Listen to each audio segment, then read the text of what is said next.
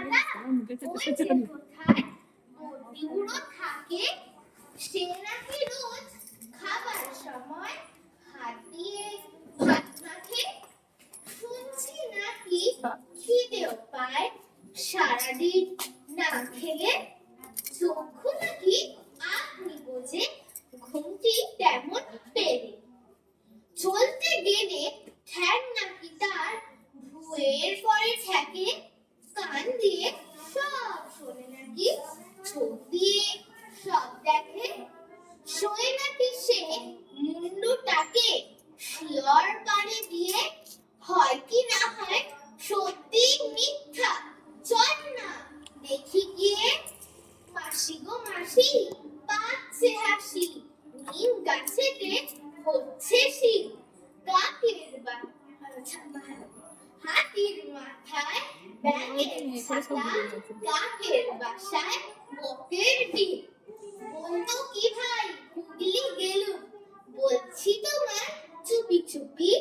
দেখতে পেলাম তিনটে শুয়োর মাথায় তাদের নেই পুটুকি।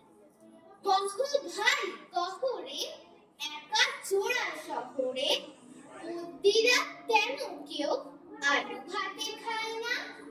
লেখা আছে কাগজে আলু খেলে মগজে ঘিলু যায় ভেস্তিয়ে বুদ্ধি গজায় না। শুনেছ কি বলে গেল সীতানাথ বন্ধ। আকাশের গায়ে নাকি টক টক গন্ধ।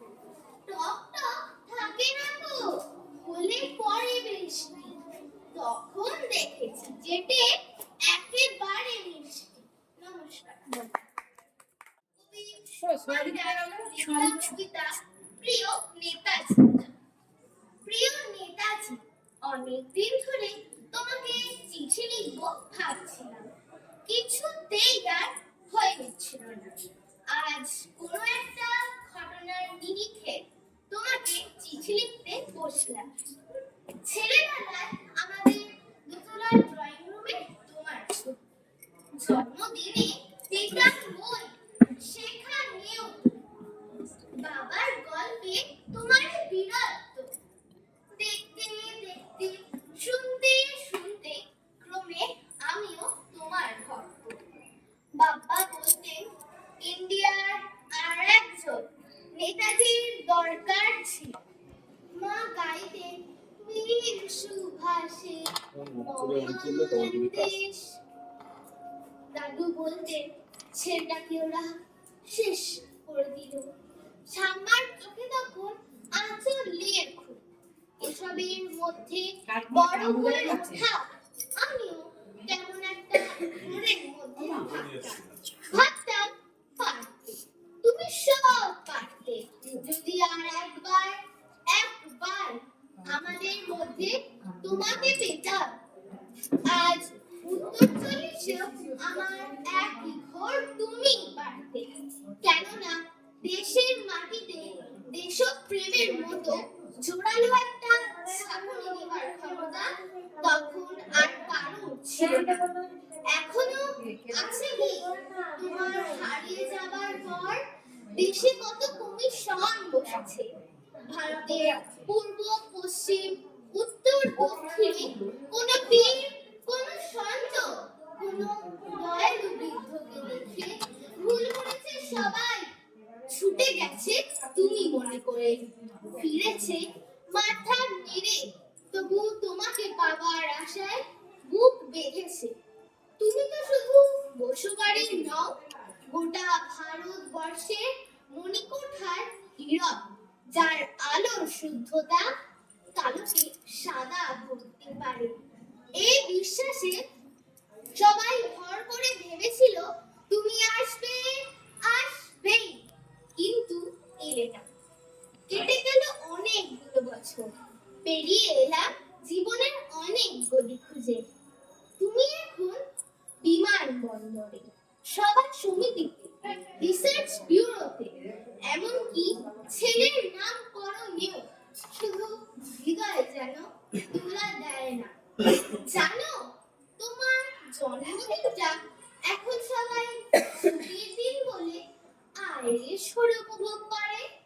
আর ছেলেরা, তারাও দেশের থেকে বিদেশের খবরই বেশি রাখে।